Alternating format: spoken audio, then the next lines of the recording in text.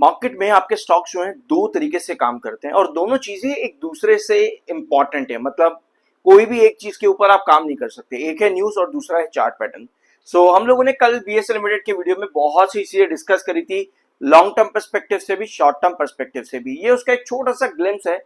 मैं चाहूंगा कि आप इस वाले मैसेज को, ये मेरा व्हाट्सएप मैसेज है जो मैंने अपने मेंबर्स के साथ शेयर किया था, इसको जरूर यहाँ पर एक बार रीड करना। बीएसए लिमिटेड, एमसीएक्स दोनों सिमिलर चार्ट्स के ऊपर काम करते हैं। एमसीएक्स का वीडियो आज मेरे चैनल पर अवेलेबल है, जरूर जाकर के इसको देख लेना। साइडवेज पैटर्न की पॉसिबिलिटी है बीएसए लिमिटेड के अंदर 3950 से लेकर के 3850, जहां पर आज के दिन बीएसए लिमिटेड आपको एग्जैक्ट इसी रेंज के अंदर अंदर देखने को मिला है। ये आपके चार्ट के प्राइसेस है।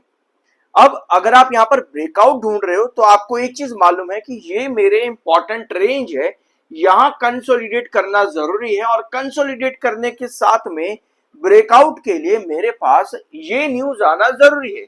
एफआईएस को वापस बुलाने के लिए टैक्सेस या बॉन्ड टैक्सेस को कट करना इंपॉर्टेंट है मेरे लिए सबसे ज्यादा। तब मैं एंटिसिपेट करता हूं कि इन लेवल्स पर कंसोलिडेट करके ब्रेकआउट मिलेगा। नहीं मिलती है ये न्यूज, दैट मींस कि चार्ट सिर्फ अपना काम कर रहे हैं, हमें फिर 3650 की तरफ आपका गिरावट देखने को मिलेगी।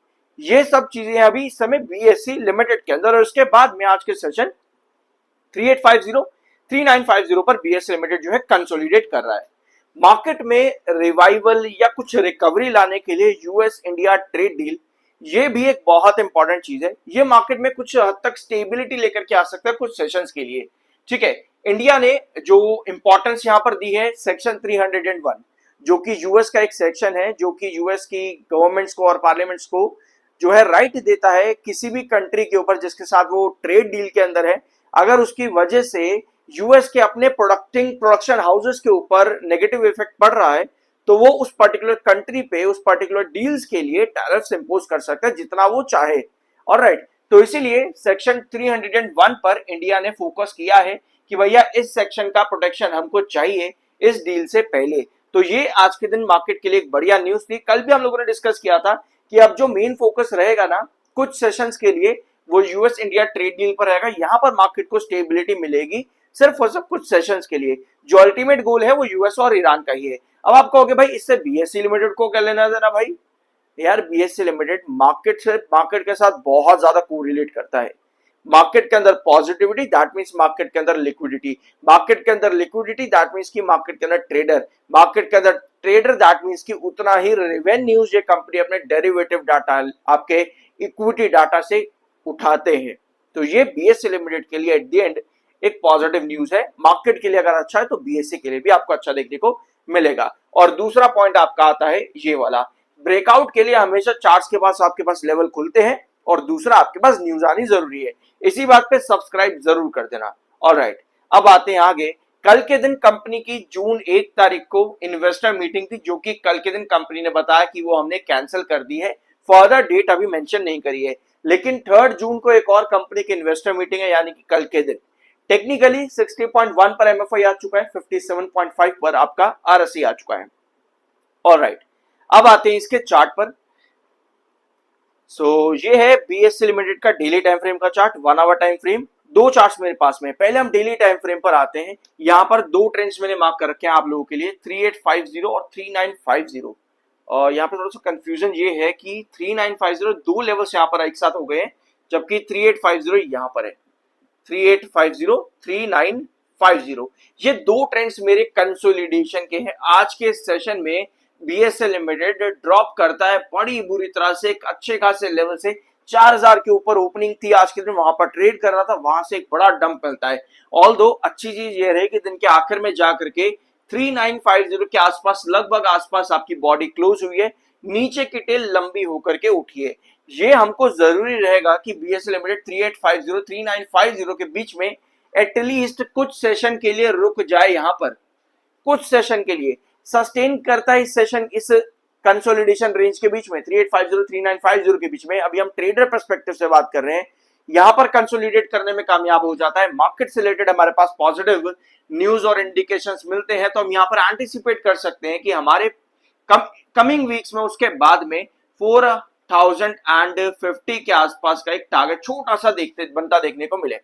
ये सब तभी पॉसिबल है जब आपका 3850 3950 ये दो लेवल्स कंसोलिडेट करें और या तो यूएस इंडिया ट्रेड डील या फिर यूएस ईरान के बीच में कुछ ना कुछ पॉजिटिव आउटकम निकले, और तीसरा आपका आ जाए एफआई से रिलेटेड, भैया टैक्सेस कट किए हैं वगैरह वगैरह, इनमें से कुछ भी पॉजिटिव आउटकम निकल करके आता है, तो हम यहाँ पे 3850 3950 से बढ़ करके 4050। देखो यार, ये ट्रेडर पर्सपेक्टिव के बीच की रेंज है, बहुत छोटी रेंज है, डेफिनेटली बहुत छोटी है, बट ये बेनिफिट इसके बीच में बहुत हेवी देखने को मिलते हैं। ऑलराइट, लेकिन ऐसा भाई हुआ क्यों? एक, मैं जब भी वीडियो बनाता हूँ ना, कोई भी वीडियो बनाने से पहले मेरे दिमाग में एक, मैं हमेशा ये सोचता हूँ पहले इन्वेस्टर क्या चाहता है, इन्वेस्टर क्या कह रहा है या ट्रेडर क्या कह रहा है। जैसे आप लोग के कई सारे कमेंट्स होते हैं, किसी का कुछ होता है, किसी का कुछ होता है, कोई कुछ बोलता है, कोई कुछ बोलता है। अब एक कमेंट मैंने इस वीडियो को बनाने से पहले रीड किया, आप व्यूअर्स का ही, भैया पहले तेजी आई पता नहीं किस वजह से आ गई, अब गिर रहा है तो पता नहीं क्यों गिर रहा है। देखो यार, आप मार्केट में किसी भी कंपनी में इन्वेस्ट कर रहे हो, अगर आपने रैली मिस कर दी है, आप गिरावट में इस समय बैठ गए गलती से आकर के, तो आप पहले, अगर आपको नहीं पता कि क्यों बढ़ा या आपको नहीं पता कि क्यों गिर रहा है, तो आप इसके बीच का ना एक बार डिफरेंस जाकर के सर्च किया करो, गूगल पे करो या जैसे मर्जी रिसर्च करो एटलीस्ट। ये मत कहना भैया कि पता नहीं पहले क्यों गिरा था, या आप पता नहीं क्यों गिर रहा है, या पहले क्यों बढ़ा था, पता नहीं क्यों बढ़ रहा है। अगर आपके दिमाग में ये कंफ्यूजन रहेगी तो सीरियसली मार्केट आपके लिए नहीं है। आप सिर्फ इस समय यही काम कर रहे हो कि भैया तुक्के से कुछ बढ़िया सा लग जाए और बढ़ जाए, बस इतना ही। तो अगर मार्केट बढ़ा था एक टाइम पर और अभी आप नीचे आए हुए, तो आप पहले ये रिसर्च करो कि बढ़ा क्यों था और अभी क्यों गिर रहा है, आखिर ऐसा क्या था कि भैया गिर गया। जो एलिमिनेशन हुआ है जिस चीज का, उसकी वजह से गिरा होगा, तो आखिर क्या एलिमेंट है जिसकी वजह से गिरा है, और बड़ा किस लिए था वो आपको पता होना चाहिए। मैं आपको बताता हूँ कुछ पॉइंट, जैसे आरबीआई की पॉलिसी जो कि जुलाई 1 में आ रही है, पहले अप्रैल में आ रही थी, उसको डिले किया गया, उसकी वजह से आपकी तेजी आई। दूसरा, फिर बाद में जो आपका नेक्स्ट इंपॉर्टेंट पॉइंट आता है वो था एफआईज के लिए प्राइसेस कट किए जाएंगे, ऑन पेपर जाते तो आपको तेजी देखने को मिलती है, बॉन्ड्स के रेट कट किए जाएंगे तो ऑन पेपर आपको तेजी देखने को मिलती है। गिरावट के पीछे के रीजन ये दो ही रहे, बॉन्ड्स और एफआईज के लिए जो है एलटी आपका शॉर्ट टर्म और capital long term capital gain को अभी ऑन पॉज रखा गया।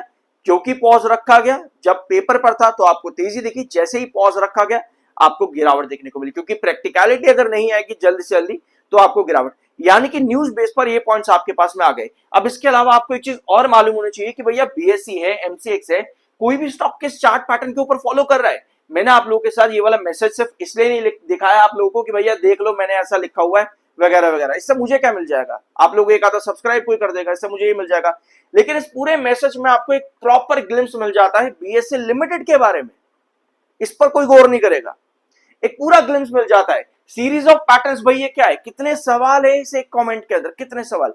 सीरीज ऑफ पैटर्न्स क्या है, क्या है ये series of patterns? Wedges pattern को फॉलो करता है, downward wedges pattern, upward wedges pattern, sideways pattern, perpendicular breakout, इतने सारे series of pattern BSC limited के चार्ट पर काम करते हैं ना लॉन्ग टर्म। तो जब लॉन्ग टर्म की बात आती है, इसी वजह से मैंने यहां पर दो लेवल्स मार्क किए 3950 3850 कि भैया इनके बीच में कंसोलिडेशन जरूरी है।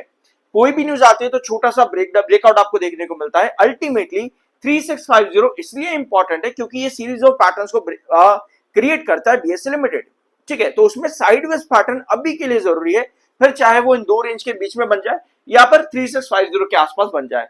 परपेंडिकुलर ब्रेकआउट के बाद में हमेशा बीएससी लिमिटेड एक साइडवेज पैटर्न की तरफ ही जाता है। ये इसके लॉन्ग टर्म चार्ट पैटर्न की हिस्ट्री आपको बताती है।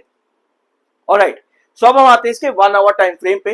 1 आवर टाइम फ्रेम पर मेरे पास दिन के आखिर की जो कैंडल है वो 3950 पर रिजेक्शन बनाती देखने को मिली, ऑल्दो उसके बाद में एक लास्ट आवर की कैंडल आपके पास थोड़ी से बार को इंडिकेट करके गई है।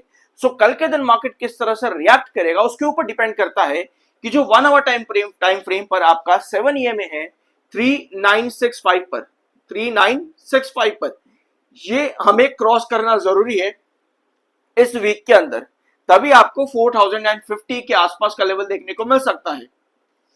3965 आपका 7 EMA 1 आवर टाइम फ्रेम के अकॉर्डिंग रिजेक्शन है।